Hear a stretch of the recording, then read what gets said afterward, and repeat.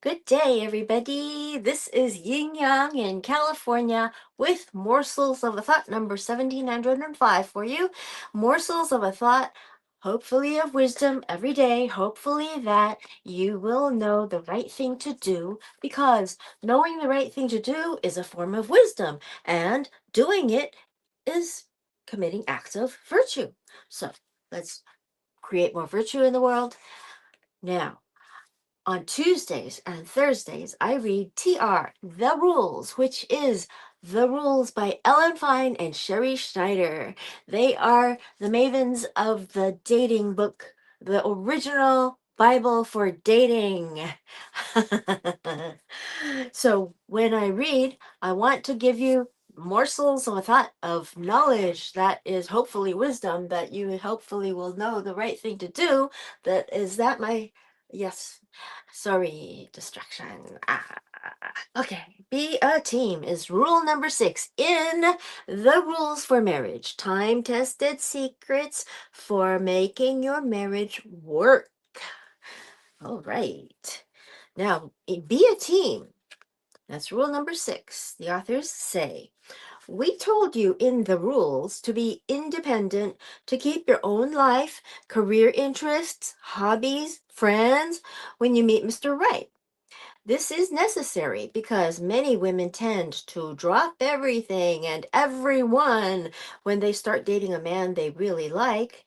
They become too involved, see him too often early on, and he eventually see him too often too early on, and he eventually loses interest.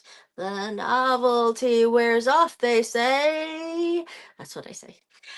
Like it or not, say the authors, men very often fall in love with women who initially appear able to take them or leave them.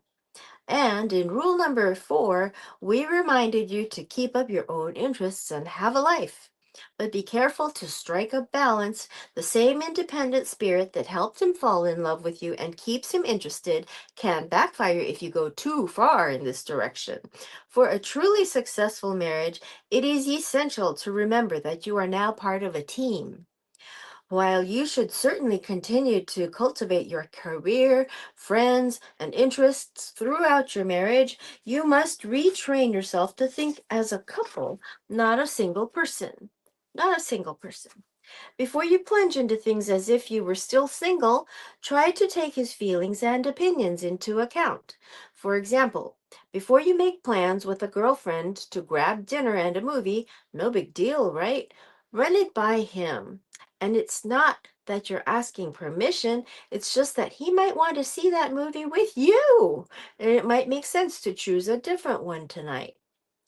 Little courtesies of this kind can make a big difference. For example, try to wait to have dinner together when he calls to say he'll be half an hour late. Even though the food is hot, you're starving and a little annoyed. What is half an hour compared to the enjoyment of a shared dinner?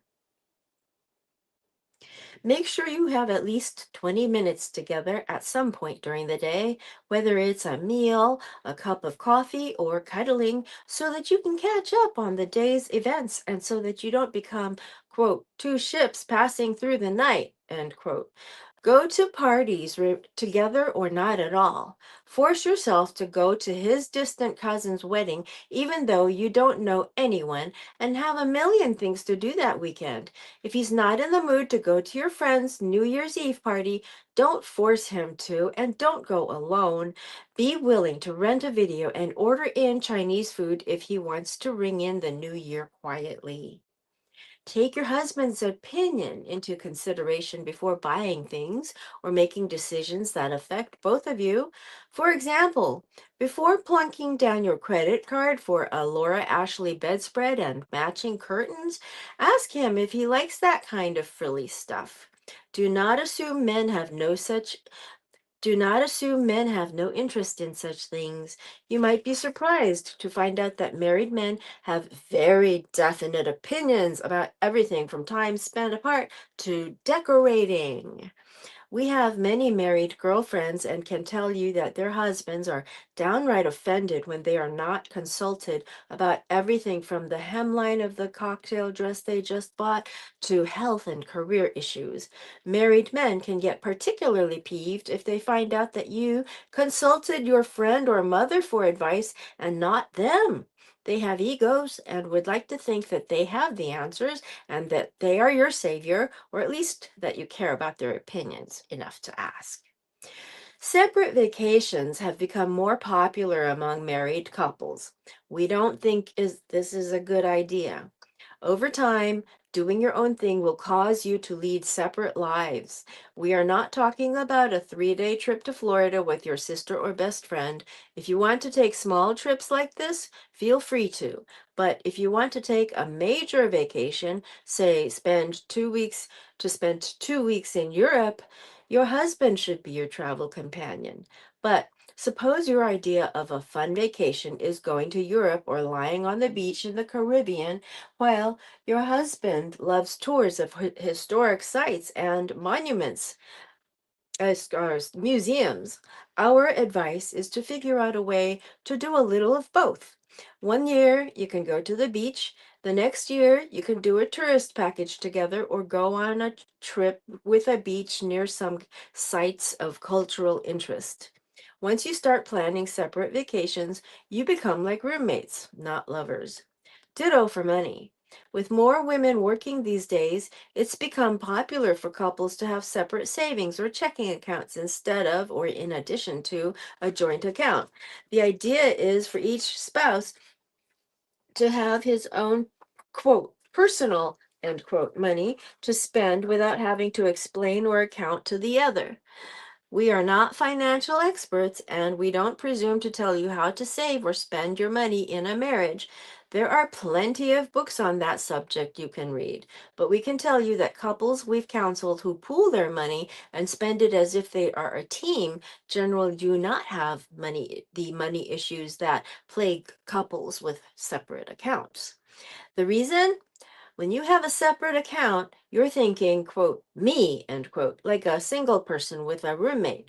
When you have a joint account, you're thinking, quote, we, end quote. You're thinking unselfishly of what's best for both of you and your children. You have a common vision, similar goals.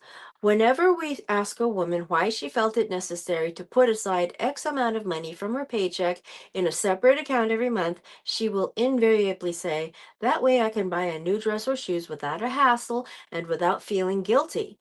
My husband thinks it's frivolous so that we should be spending every penny we have on the mortgage or our children's college tuition. This is Morsels of a Thought number 1705. We are reading The Rules for Marriage, a time-tested secrets for making your marriage work by Fein and Sherrie Schneider, the authors of the rules. They say, our question is, what kind of marriage do they have if she is not allowed to spend a reasonable amount of money on herself, especially if she is earning it? When you have separate accounts, it creates a whole secrecy about spending. Why can't she simply tell her husband, quote, I need a new dress, end quote, and take it out of their joint account? Similarly, a husband might set up a separate account to indulge his boat habit. Why does he need a separate account? If their marriage is a good one and he is not being irresponsible, not leaving bills unpaid in order to pay for the boat, why can't his wife be happy that he likes boating and be okay with the expenses that go along with it? Another common response is, what if our marriage doesn't work out? I want to make sure I have some money of my own. We have a problem with that too. If a woman is going into marriage with thoughts of what if it doesn't work out, how committed can she be? Her problem is not money, but commitment or love. If your primary objective is maximum financial independence and security, then yes, you should keep money on the side and have separate accounts. But if this is your primary objective, you should be reading a different book. This book is not about money, but what makes for a great marriage. And as far as we are concerned, that includes complete trust about everything, even money. You should be able to place implicit trust in the fact that you are a team, that what's good for one is good for the other, and that the marriage is characterized by a generosity of spirit, not a nickel and dime mentality.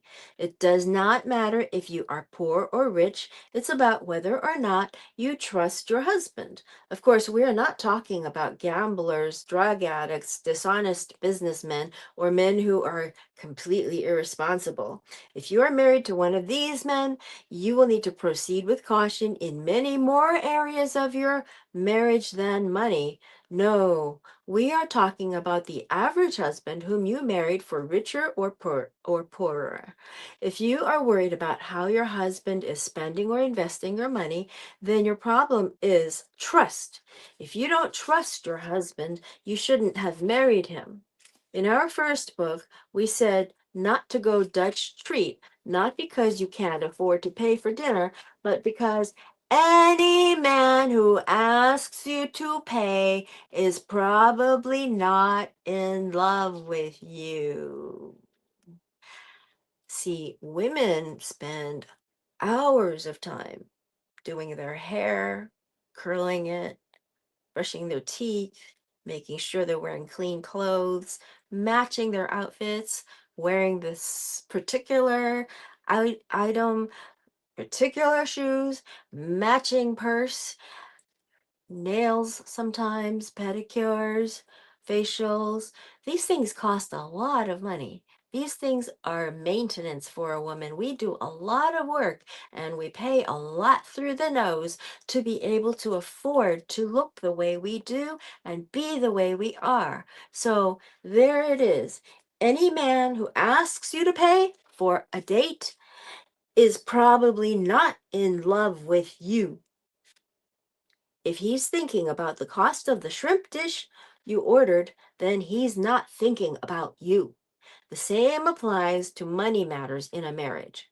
If you're even thinking about money in a he versus me way and keeping score of who is earning what and spending what, there is something deeply wrong. The fact is, sometimes a wife has to support her husband through graduate school or a layoff or career change. Sometimes a husband has to be the sole breadwinner when his wife decides to quit work to be a stay-at-home mom. Sometimes you earn more, sometimes he does. So what? Aren't you in this together? If you think in terms of all for one and one for all, there is no resentment or competition or need for separate accounts. There are, of course, extenuating circumstances for keeping your money separately. For example, if you are divorced and have money from your first marriage that you are saving for your children or have signed a prenuptial agreement. We have no problem with prenups. If either of you made tons of money before you met, why shouldn't you keep it? And if you have decided before your marriage that this is what you would do with your previous earnings, then it was a mutual decision, which is really the most important thing when it comes to money. Okay. Now I'm going to skip over to uh, where is it? Did I accidentally skip it before? Maybe. Be a team. Where is it? I'm looking for be supportive. Be supportive. Be supportive. Page 37. There we go. Ah. All I had to do would have been to flip that page over, and I would have seen be supportive. Rule number 8. How do you and your husband send each other off to work every day? Do you yell, "Have a good day," from the other side of the house as he's walking out the door? Do you admonish, "Call me if you're going to be late for dinner"? Do you rush him out the door with, "Go already or you'll miss the train"? Do you even bother to say goodbye or kiss him? When your husband announces a career change, a financial investment, or starts a new diet, do you take a skeptical wait and see attitude? If the above describes you more or less, you are doing your husband and your marriage a disservice. You should treat your husband like a warrior who is going out to battle every day. Rally him on. It's a jungle out there and he needs your support. Be his cheerleader. The next time he goes to work, give him a big smooch, a pat on the back, and a few words of encouragement. Any of the following will do. Good luck with your sales call. Knock 'em dead with your presentation. Kill the competition. I know you'll get that account, and if they don't, they're idiots. You can do it. I'm rooting for you. I want to hear all about the case when you come home. If every man were sent to work with a big vote of confidence, productivity would skyrocket. Every man needs someone to build his ego. He can't count on his boss, his clients, his friends, or kids to do it. You're it. It's up to you. Pump up, pump him up the most when he's not doing so well. It's easy to believe in a man when he's just been promoted or is making a ton of money. But what about when he's just scraping by? We are reading Time-Tested Secrets for Making Your Marriage Work in The Rules for Marriage by Ellen Fein and Sherrie Schneider. Okay, and this is morsels of a thought of hopefully wisdom, hopefully that you will find the right things to do for yourself and make this world a better place by committing the acts of doing the right things, because those are acts of virtue. Committing the acts of wisdom is committing acts of virtue. Let's say, the authors say, let's say your husband is an aspiring comedy writer who makes his living driving a cab. When you were dating, you laughed at all his jokes and told him that you knew he was going to be the next Jay Leno. It's been 5 years since your last vacation and your support is waning. You're on the verge of saying, forget comedy and get a regular job like your cousin, the CPA. We know how you feel, but saying it will do more harm than good, and it won't work. Unless your husband has expressed an interest in accounting or quitting comedy, do not play career counselor. Keep laughing at his jokes and being supportive, unless, of course, you are starving and can't pay the rent. Remember your wedding vows. Do not be a fair weather wife. Let's say your husband just announced that he's leaving his comfortable corporate job to start his own software business. There go the paid vacations and health insurance. He's working longer hours for less money, spending your joint savings on computers, fax machines, and phones, but he's convinced he's going to be the next Bill Gates. You're not exactly a happy camper. You want to scream, so what was so bad about your corporate job? Bite your tongue, or he will think that you do not believe in him. Your entrepreneurial husband needs your encouragement. How would you like it if he disapproved of your quote, silly, end quote, decision to leave a high paying job to work at home just because you didn't show a profit right away? Even if your husband is full of himself, he should be allowed to dream. Let him. Don't burst his bubble. Why would any man want to come home to a wife who rolled her eyes and said, right, every time he had an idea or made a resolution? Maybe your husband wants to run for local political office. You know he doesn't have a prayer. He's running anyway. You want to say, you've got to be kidding. But in this case, he doesn't want to hear the truth. He wants your support. So give it to him. Call all your friends and tell them to vote for him. Stand by his side when he gives speeches. Buy buttons and balloons and throw him a campaign party. It doesn't matter if he wins or loses. What matters is that you believe in him. We know what you're thinking. This is all very childish, but men can be childish sometimes, so just go along with it. If you want to make your marriage strong, don't be a party pooper. Maybe your husband is going on his 5th diet this year, and you want to say, and what's going to make this one any different? His diets usually last about 3 weeks and end in donut binges at 2 o'clock in the morning. On his last diet, he actually gained 3 pounds. You have every right to be cynical. The facts speak for themselves, but your husband will appreciate some amnesia on your part and undying support, even if you have to act a little. Say, "Great, how can I help you? Do you want me to throw out the bread? Stock up on tuna? Make you lunch every day? I know you can do it."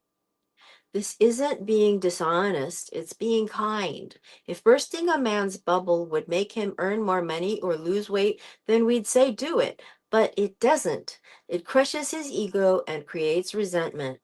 Being supportive is no guarantee your husband will be a success, but it will boost his confidence and improve your relationship. Support him in everything. If your husband has a cold or sore throat, don't minimize it. Pay attention to him. Baby him.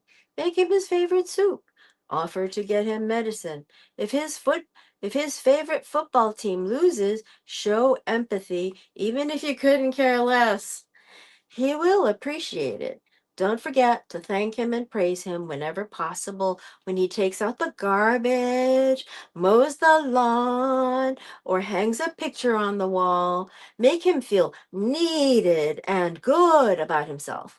Remember, behind every great man is a supportive wife. If you appreciate him, he'll do even more. And if you believe in him, he's more likely to believe in himself and in you. He'll want to make you proud, and you will be. Da-da, da-da, da-da-da-da-da-da. Give him 15 minutes when he comes home. Give him 15 minutes alone when he comes home. This is rule number 7. If you didn't figure this out when you were dating, then you'll find out pretty quickly when you're married. Men tend to like to be left alone unless they indicate otherwise. So when your husband comes home from work, don't rush to the door and bombard him with questions, problems, and or chores. He will feel smothered like he's living with an overbearing mother and might even start taking the long way home. Of course, you can give him a quick kiss hello, but then leave him alone. For all you know, he had a bad day at work, got stuck in traffic, and spilled tomato sauce on his favorite tie during a client lunch. And the last thing he wants to hear about is the leak in the bathroom in Junior's homework. So give him a break, unless there's an urgent reason, such as your child is sick. Let him take off his jacket, sort through the mail, grab a cold drink, play with the dog, sit in his lazy boy, or lie down on the couch for 15 minutes before you say a word. If he's late coming home, don't stand by the door waiting to explode. Don't make him feel like he has to punch a clock at home. Find something to do while he unwinds. It's always a better conversation when he looks around the house to see what you're up to and speaks to you first. He won't be moody, and you'll feel better that you waited. If you also work and want to chill before spending time with your husband and children, you can stop off at the gym for a quick workout on the way home, meditate on the bus or train, or listen to soothing music in your car. That way, you can relax on your own and still give him his time to relax when he comes home. So, those are several rules for marriage. We read number 6, number 8, and number 7. So, we will see you tomorrow. This was Morsels of a Thought, number 1705, consecutive days that I've come to you with hopefully wisdom that you may know what to do. Okay? Old Kinderhook.